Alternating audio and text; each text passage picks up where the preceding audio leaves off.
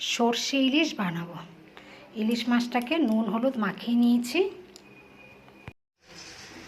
কড়াইতে তেল গরম হয়ে গেছে, মাছটা দিয়ে দিচ্ছি।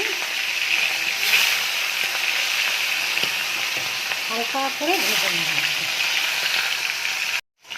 মাছটা হালকা করে ভাজা হয়ে গেছে, এবার মাছটা আমি তুলে নিচ্ছি।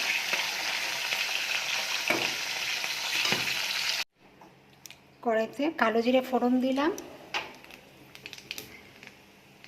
কাঁচা লঙ্কা দিলাম, একটু টমেটো দিলাম।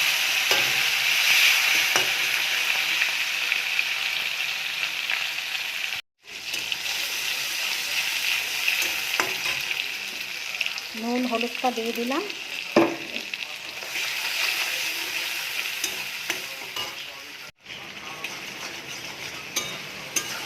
কষা হয়ে গেছে, এবার হচ্ছে সর্ষে বাটাটা দিয়ে দিচ্ছি।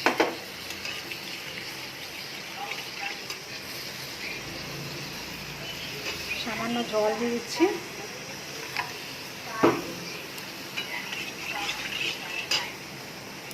ফুটে গেলে মাছটা দিয়ে, ঝোল ফুটে গেছে, এবার মাছটা দিয়ে দিচ্ছি।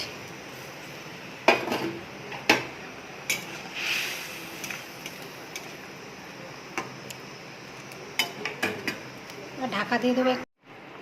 সর্ষে ইলিশ হয়ে গেছে, এবার একটু সামান্য কাঁচা তেল দিয়ে দেবো, দিয়ে গ্যাসটাকে বন্ধ করে দেবো।